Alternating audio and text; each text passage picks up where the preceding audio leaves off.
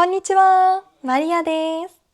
今日もちょっと日本語を聞いてみませんか？皆さんは日本語の勉強で読むことはできるけど話すのは難しい。聞くことはできるけど口から日本語が出てこないと思ったことはありますか？私は日本語を勉強している人からどうしたら話せるようになりますか？どうしたら発音が良くなりますか？という質問をよくもらいます。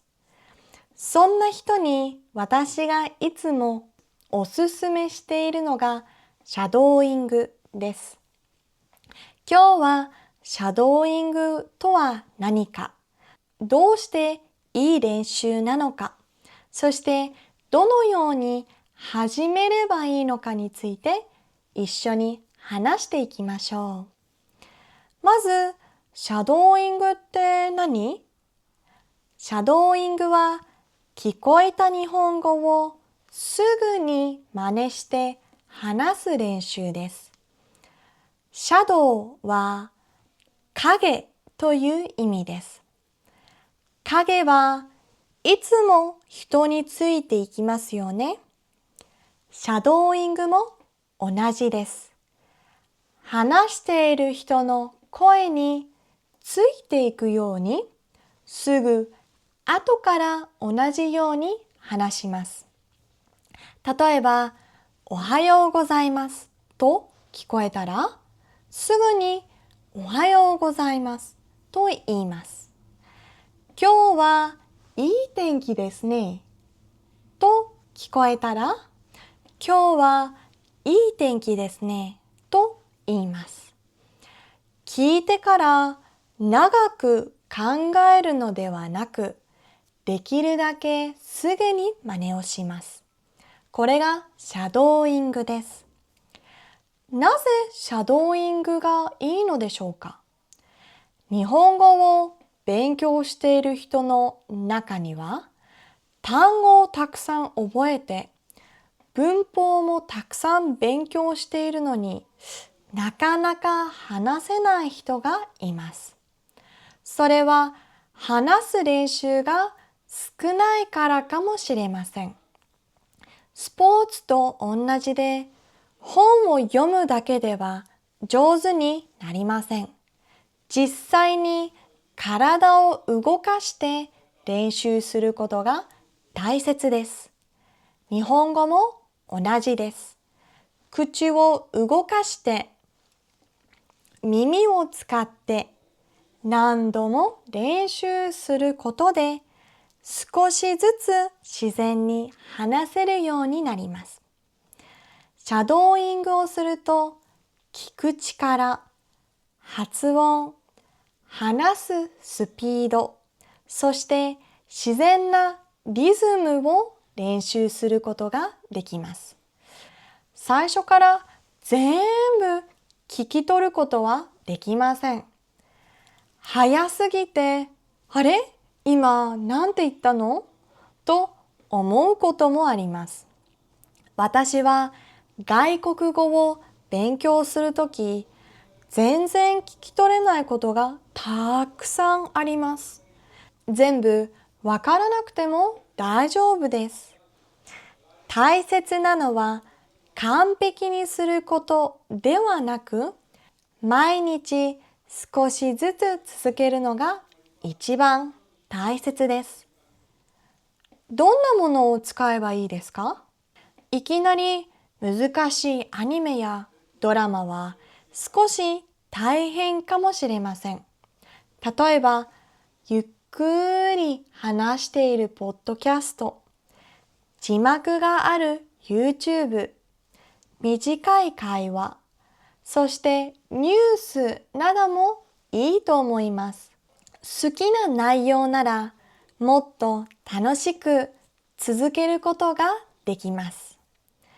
旅行が好きな人は旅行の動画、料理が好きな人は料理の動画、アニメが好きな人は日常系アニメなど自分が好きなものを使うのがおすすめです。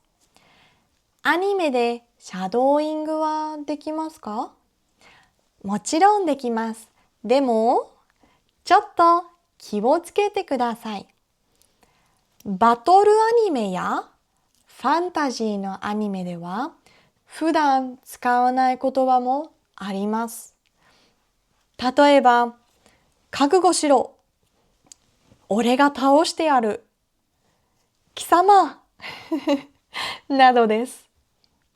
面白いですが、毎日の会話ではあまり使いません。だから最初は学校や家族、友達との会話が多いアニメがおすすめです。自然な会話を聞くことができます。私のおすすめの方法。まず1回聞きます。意味がわからなくても大丈夫です。次にスクリプトや字幕を見ます。そしてもう一度聞きます。その後、声を出して真似します。1回だけではなく、3回くらいするといいと思います。そして時々自分の声を録音して聞いてみてください。前より発音が良くなった。前より早く話せると感じることがあるかもしれません。自分では気がつかなくても少しずつ成長しています。毎日どれくらいすればいいですか？私は毎日10分くらいで十分だと思います。1時間やるより10分毎日続ける方が大切です。忙しい日もありますよね。疲れている日もありますよね。そんな日は5分だけでもいいと思います。大切なのはやめないことです。少しでも続けることが大切です。シャドーイングは話すための練習です。日本語を勉強していると単語や漢字ばかり勉強してしまうことがあります。もちろんそれも大切です。でも話せるようになりたいなら口を動かす練習も必要です。シャドーイングは耳と口を一緒に使うのでとてもいい練習です。すぐに大きな変化はないかもしれません。でも1ヶ月、3ヶ月、6ヶ月と続けていくときっと前より自然に話せるようになっていると思います。そしてもしもっと話す練習がしたい、日本語で会話してみたい、一人で勉強しているけど実際に話す機会が欲しいと思っている人がいたら、私はオンラインで1対1のレッスンもしています。毎週たくさんレッスンを受けなくても大丈夫です。月に1回だけでも、今日は日本語で話してみようっていう会話の時間として使っても大丈夫です。旅行のための日本語、日常会話、日本語能力試験、アニメの日本語、フリートークなど皆さんの目的に合わせてレッスンをしています。日本語で話してみたいなぁと思った時に気軽に来てくださいね。皆さんはシャドーイングをしていますか？どんな方法で日本語を勉強していますか？ぜひコメントで教えてください。それでは今日はここまでです。今日も最後まで聞いてくれてありがとうございました。